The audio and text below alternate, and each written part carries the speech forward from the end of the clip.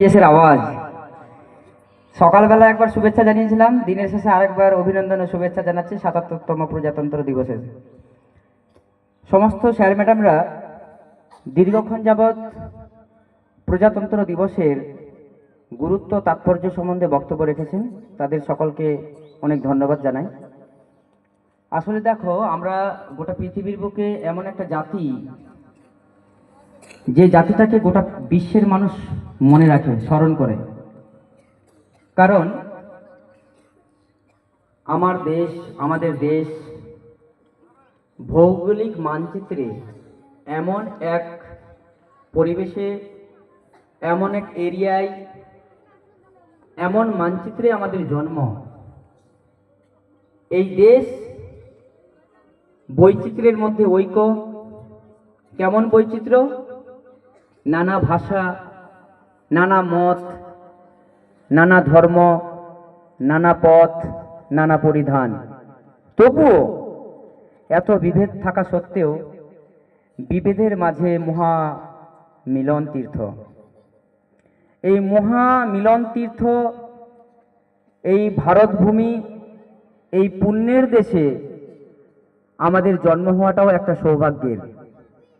এইরকম একটা দেশে জন্ম পেয়ে এবং ভারতীয় হিসেবে পরিচয় দিতে সত্যিই নিজেকে গর্বিত মনে হয়।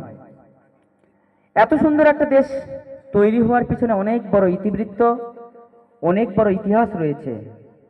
তোমাদের সামনে সেই ইতিহাস তুলে ধরার মতো এখন সময় নেই, কিন্তু যে তিনটি শব্দকে নিয়ে আমরা সকাল থেকে নাড়াচাড়া করছি, ৭৭তম প্রজাতন্ত্র দিবস, এক এক করে ৭৭টা বৎসর ধরে আমরা এই দিনটাকে উদযাপন করছি। কি জন্য? প্রজাতন্ত্র। একটু আগেই স্যার বললেন, প্রজা অর্থাৎ দেশের জনগণ, আর তন্ত্র শব্দের অর্থ হলো আইন, অর্থাৎ দেশের জনগণকে সুন্দর সুরক্ষিত রাখার জন্য, প্রত্যেকের ভাব, ভাষা, মত, ধর্ম সমস্ত কিছুকে স্বাধীনভাবে উপভোগ করার জন্য, প্রত্যেকটি ভারতের নাগরিকের উপযুক্ত শিক্ষা, উপযুক্ত খাদ্য, উপযুক্ত স্বাস্থ্য সমস্ত দিকে যেন সঠিকভাবে আমরা পেয়ে থাকি। আমাদের সম্মান, আমাদের মর্যাদা, আমাদের আগামী দিনের উজ্জ্বল ভবিষ্যৎ সব কিছুকে সুন্দরভাবে এগিয়ে নিয়ে যাওয়ার জন্য খুব কষ্ট ও পরিশ্রম করে ডক্টর বি.আর. আম্বেদকর এই স্বপ্নের সংবিধান রচনা করেছিলেন, যেটা কিনা আইনে পরিণত হয়েছিল ১৯৫০ সালের ২৬শে জানুয়ারি। এইরকম একটা দিন আমরা কি ভুলে থাকতে পারি?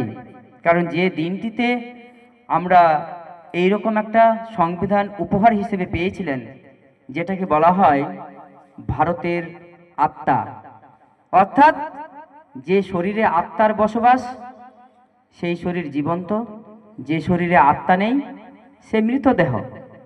তাহলে ভারতবর্ষ যখন বিশ্বের আঙিনায় একটা দেশ হিসেবে নিজেকে উজ্জ্বল করে দৃষ্টান্ত স্থাপন করেছেন, তাহলে তার যে আত্মা, সেই আত্মার নাম হচ্ছে সংবিধান। এই সংবিধান দিবসে আমাদের প্রত্যেকটা ছাত্রছাত্রীর কাছে এই রকম শপথ নেওয়া উচিত যে আমরা ইতিহাস, ভূগোল, বিজ্ঞান চর্চা করছি ঠিকই, কিন্তু তার সাথে সাথে আমার বেঁচে থাকার যে অধিকার, বেঁচে থাকার যে লড়াই, সম্মানের সাথে বেঁচে থাকার যে পথ, তার যে আইন আমাদেরকে কিন্তু জানতে হবে।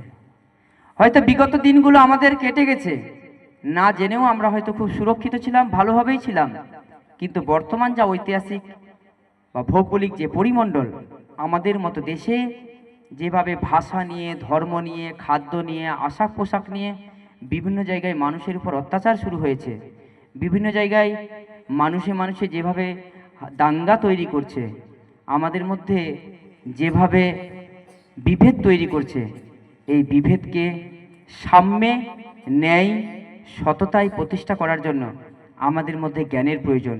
আমাদের আচরণ জ্ঞান দিয়ে তৈরি করা উচিত। সেই জ্ঞান কিসের? অন্যান্য বিষয়ের জ্ঞানের সাথে আমাদের সংবিধানের জ্ঞানটাও থাকা জরুরি। কারণ তোমরা আজকের ছাত্র, আগামী দিনের নাগরিক, আগামী দেশ তোমাদের হাত দিয়েই পরিচালিত হবে। কারণ এখানে যারা বসে আছো শুধু ছাত্র বা ছাত্রী নয়, আমি এখানে এই সমস্ত ছাত্রছাত্রীর মধ্যেই দেখতে পাচ্ছি এপিজে আব্দুল কালামকে, আমরা দেখতে পাচ্ছি মৌলানা আবুল কালাম আজাদকে, দেখতে পাচ্ছি নেতাজি সুভাষচন্দ্র বসুকে। হয়তো এখানেই লুকিয়ে রয়েছে বিবেকানন্দ অথবা রবীন্দ্রনাথ, এখানেই রয়েছে কাজী নজরুল। তাহলে আমরা কি করে তোমাদেরকে অবজ্ঞা করতে পারি? কি করে একটা দিন শুধু চায়ের দোকানে আড্ডা দিয়ে কাটাতে পারি? তোমাদের ঘাড়েই নিতে হবে এই মহান দেশকে অক্ষত রাখার দায়িত্ব। এই দেশকে বিশ্বের আঙিনায় সর্বোচ্চ আসনে যেন পৌঁছাতে পারো, তার দায়িত্ব তোমাদের ঘাড়ে। তাই তোমাদেরকে সুন্দরভাবে সততার সাথে, অত্যন্ত দক্ষতা ও একনিষ্ঠতার সাথে, অত্যন্ত হার্ড ওয়ার্ক করে নিজেকে যোগ্য করে তুলতে হবে এই ভারত মাতার জন্য। সে যেন সুরক্ষিত হয় এবং এই ভারতবর্ষের মতো দেশে প্রত্যেকটা নাগরিক যেন সে তার নিজস্ব অধিকারটা সুন্দরভাবে পায়, কেউ যেন অধিকার থেকে বঞ্চিত না হয়।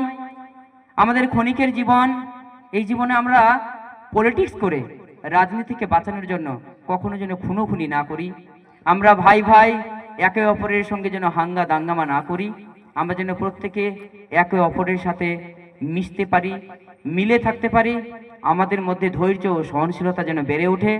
সত্যি কথাই ভারতবর্ষের মতো একটা মহান দেশে দাঁড়িয়ে আমি মনে করি যে দেশটা 700 বছর মোগলদের দ্বারা, 200 বছর ব্রিটিশদের দ্বারা শাসিত হয়েছিল, তারপর আবার এই দেশটা 1947 সালে স্বাধীনতা লাভ করলো, আর 1950-এ একটা সংবিধান তৈরি করতে পারলো।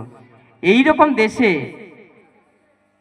আমার মনে হয় আগামী দিনে নেতাজি বা ডক্টর বি.আর. আম্বেদকর বা মৌলানা আবুল কালাম আজাদ বা এপিজে আব্দুল কালাম বা রবীন্দ্রনাথ বা স্বামী বিবেকানন্দের হয়তো অভাব পড়বে না।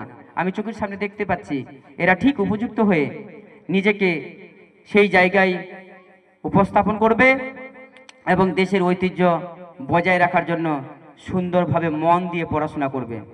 আজকে সত্যি কথায় গোটা বিশ্ব তাকিয়ে আছে ভারতবর্ষের দিকে, কারণ ভারতবর্ষ এমন একটা দেশ যেখানে হিন্দু আছে না মুসলিম আছে, খ্রিস্টান আছে না জৈন আছে নাকি বৌদ্ধ আছে, এটা দেখতে চাইছে না। এখন গোটা বিশ্ব তাকিয়ে আছে ভারতবর্ষের মতো দেশে ভারতীয়রা কোথায়। উই আর ইন্ডিয়ান, আমরা ভারতীয়, আমাদের এটাই পরিচয়। কারণ আমরা যদি ভারতীয় হই তাহলে আমরা ভারতের ঐতিহ্য কিন্তু অবশ্যই অটুট রাখতে পারবো, স্বাধীনভাবে বসবাস করতে পারবো। আমাদের শিক্ষা, স্বাস্থ্য, বস্ত্র, আমাদের কথা বলার স্বাধীনতা, আমাদের ভোট দেওয়ার অধিকার, কোনো কিছু কেউ কাটতে পারবে না। তাই তোমাদেরকে ভালোভাবে পড়তে হবে, সংবিধানকে জানতে হবে। সংবিধান দেশের প্রত্যেকটা বাড়িতে, প্রত্যেকটা মানুষের হাতে হাতে পৌঁছে দিতে হবে। এই হোক আমাদের শপথ। আমরা গর্বের সাথে বলি আমরা ভারতীয়, উই আর ইন্ডিয়ান।